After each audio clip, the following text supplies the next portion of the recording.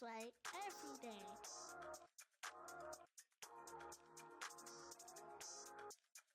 Welcome to Yahweh 365, where we proclaim the greatness of God and promote Christ-like living. I am your brother Phil. Thank you for tuning in to another video, and let's jump right into it. Have you ever heard a sermon from your pastor or a preacher that it just felt like they were pulling back the curtains of heaven and allow you to get a sneak peek of the glory of God? This particular sermon is a oldie but a goodie from the late Reverend Lockridge. I'm going to leave a link in the description so you can check out the whole sermon in its entirety. So without further ado,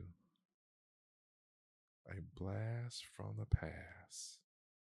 Enter into the master class of preaching. I found out that my Reverend King couldn't do me any good. I found out somebody else had to protect him.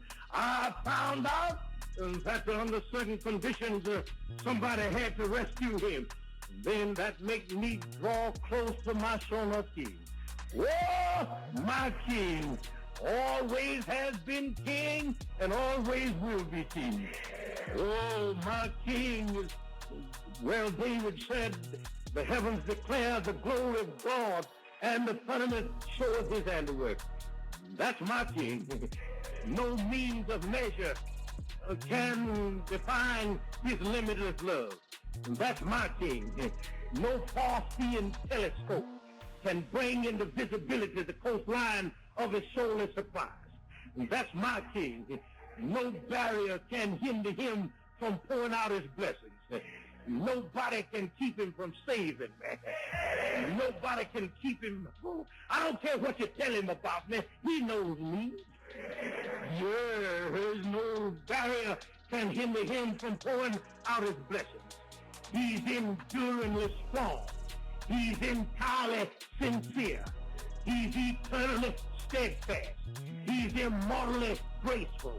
He's imperially powerful. He's impartially merciful. He's the greatest phenomenon that has ever crossed the horizon of this world. He's God's Son. He's a sinner's Savior.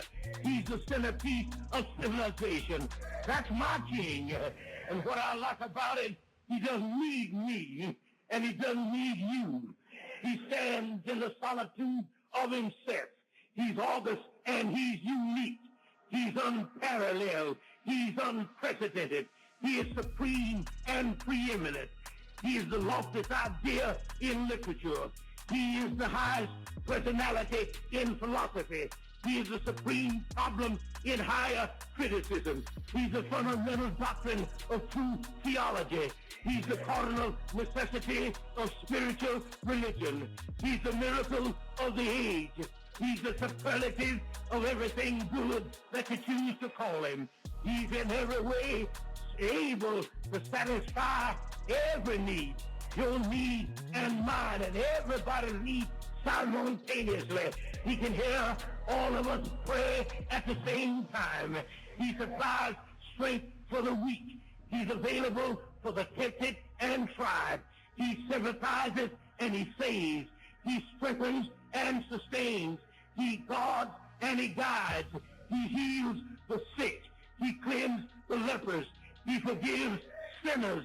He discharges debtors. He delivers the captives. He defends the feeble. He blesses the young. He serves the unfortunate. He regards the aged. He rewards the diligent.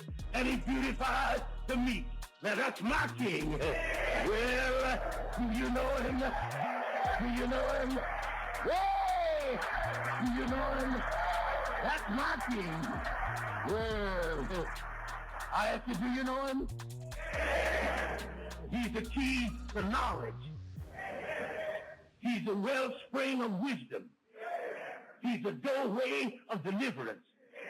He's the pathway of peace. He's the roadway of righteousness. He's the highway of holiness. He's the gateway of glory. He's the master of the mighty. He's the captain of the conquerors. He's the head of the heroes. He's the leader of the legislators. He's the overseer of the overcomers. He's the governor of governors. He's the prince of princes. He's the king of kings. And he's the Lord of lords. That's my king. He's the Lord. What I like about him, his office is manifold. His promise is sure. His life is matchless. His goodness is limitless. His mercy is everlasting. His love never changes. His word is enough. His grace is sufficient. His reign is righteous.